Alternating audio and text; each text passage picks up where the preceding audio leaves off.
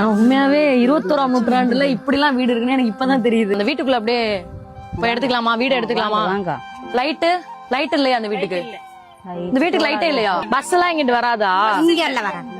உங்களை நம்பி ஓட்டு போட்ட மக்களுக்கு இப்படி துரோகத்தை மட்டும் செஞ்சு வச்சிருக்கீங்களேயா? எப்படி உங்களுக்கு எல்லாம் சோறு நிம்மதியா இறங்குது? கோயம்புத்தூர் மாவட்டம் கிணத்துக்கடவு சட்டமன்ற தொகுதி. இப்போ நீங்க பாக்குறீங்களே, இதுதான் ஆரம்ப சுகாதார நிலையமா, இதுதான் ஆம்புலன்ஸ், இதுதான் பஸ் ஸ்டாண்டு. இதுவாது பரவாயில்ல, அந்த தொகுதியில வாழ்ற மலைவாழ் மக்களை பாக்குறதுக்காக போயிருந்தோம். அங்க இருக்கிற குழந்தைங்க எல்லாருமே 8ஆம் வகுப்புக்கு மேல படிக்கிறதே இல்ல. ரோடு வசதி இருந்தா தானே பஸ் வசதி இருக்கும். இப்படி ஒரு ரோட்ல 2 கிலோமீட்டர் 3 கிலோமீட்டர்னு பிள்ளைங்க நடந்தே பள்ளிக்கூடத்துக்கு போகணும்னு படிக்கிறதுக்கே அனுப்புறது இல்ல. இன்னொரு விஷயத்த கேட்டா நீங்க ஷாக் ஆயிருவீங்க. இவங்கள பாதி பேருக்கு ஆதார் கார்டு ரேஷன் கார்டே இல்லங்க. என்னன்னு கேட்டா இந்த தொகுதியே அதிமுகவா தான் இருக்கு. கிட்டத்தட்ட 25ல இருந்து 30 வருஷமா இங்க அதிமுகவை சேர்ந்தவங்க தான் எம்எல்ஏவா இருந்திருக்காங்க. இவர் தான் அந்த எம்எல்ஏ எஸ் தாமோதரன். கிட்டத்தட்ட 10 வருஷமா அதிமுக ஆளுங்கட்சியா இருந்தப்போ அமைச்சரா வேற இருந்துட்டு இப்படி மக்களுக்கான அடிப்படை வசதி கூட செஞ்சு தராம இருந்திருக்காரு. அவர் செய்யல சரி, தமிழ்நாட்டோட சிஎம் ஏதாவது செஞ்சிருக்கணும்ல, என்ன செஞ்சாரு அப்படின்னு நீங்க கேக்குற மைண்ட் வாய்ஸ் எனக்கு புரியுது. ஓட்டு போட்டவங்களுக்கு மட்டும் இல்லாம போடாதவங்களுக்குமான ஆட்சியை கொடுப்பேன்னு சொன்னார்ல சிஎம் சார். இந்த வீடியோ பாருங்க. 30 வருஷமா இப்படி ஒரு குடிசை வீட்டுல இருந்துட்டு திமுகவுக்கு ஓட்டு போடாத இந்த மக்களுக்கு திமுக செஞ்சது என்னன்னா, பாத்ரூம் பெட்ரூம் வசதியோட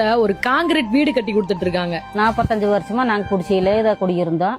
எங்களோட அண்ணனோட ஆட்சியில தான் இந்த வீடு, தண்ணி டேங்கு, லைட் வசதி முதல் கொண்டு அண்ணனோட ஆட்சியில தான் கிடைச்சது. தண்ணி வசதி இல்லாம இருந்த மக்களுக்கு 6000 லிட்டர் மேல்நிலை நீர்த்தேக்க தொட்டி அமைகிற மாதிரி செஞ்சிருக்காங்க. ஆதார் கார்டு ரேஷன் கார்டு இல்லாதவங்களுக்கு கூட உரிமை தொகை கிடைக்கிற மாதிரி செஞ்சிருக்காங்க. அந்த ஆதார் கார்டு ரேஷன் கார்டையும் வாங்கியும் கொடுத்திருக்காங்க. ஆனா ஒவ்வொருத்தருக்கு ஒரு ஆதார குறிப்பு ரேஷன் கார்டு இல்லாதவருக்கும் கூட அது கிடைச்சது.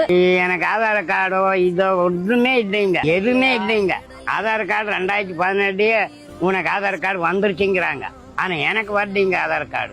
அது இல்லாமயே மாச காசு வந்துட்டு இருக்குதுங்க. காலங்காலமா இப்படி ஒரு இடத்துல வாழ்ந்த மக்களை இப்ப இந்த மாதிரி வீட்டுல வாழ வைக்க போறாங்க தெரியுமா? இது எல்லாத்துக்கும் மேல அரசு சார்பில் இந்த மக்களுக்கு ஒரு கல்யாண மண்டபம் கட்டி கொடுத்துட்டு இருக்காங்க. இது வரைக்கும் ரேஷன் கடையே இல்லாம இருந்தவங்களுக்கு புதுசா ரேஷன் கடை கட்டி கொடுத்திருக்காங்க. புதுசா வகுப்பறை கட்டடம் கட்டி கொடுத்திருக்காங்க. கலைஞர் பீரியட்ல கட்டின ஆரம்ப சுகாதார நிலையம் இந்த பகுதியில 30 வருஷமா அப்படியே தான் இருக்கு. இந்த ஆட்சியில தான் இங்க இருக்கிற ஆரம்ப சுகாதார நிலையம்க்கு புதுசா ஒரு லேப் கட்டி கொடுத்திருக்காங்க. ஒரு ஆம்புலன்ஸும் வாங்கி கொடுத்திருக்காங்க. இந்த தொகுதியில பல வருஷமா இப்படியே இருந்த அரசு மேல்நிலை பள்ளிக்கு இப்போதான் 6 வகுப்பறை கட்டடம் கட்டி கொடுத்திருக்காங்க. ரோடு வசதி ஏற்படுத்தி கொடுத்திருக்காங்க. 30 வருஷமா இந்த தொகுதி மக்களால தேர்ந்தெடுக்கப்பட்ட எம்எல்ஏ எஸ் தாமோதரன் இந்த 5 வருஷத்துல ஒரு தடவை கூட இவங்களோட குறைகளை சட்டமன்றத்துல பேசினதே. கடந்த 30 வருஷமா விட்டதை இந்த தேர்தலில் இந்த தொகுதி இந்த திமுக புடிச்சிருன்னு சொல்றதை விட ஆல்ரெடி புடிச்சிருச்சுன்னு தான் சொல்லணும்.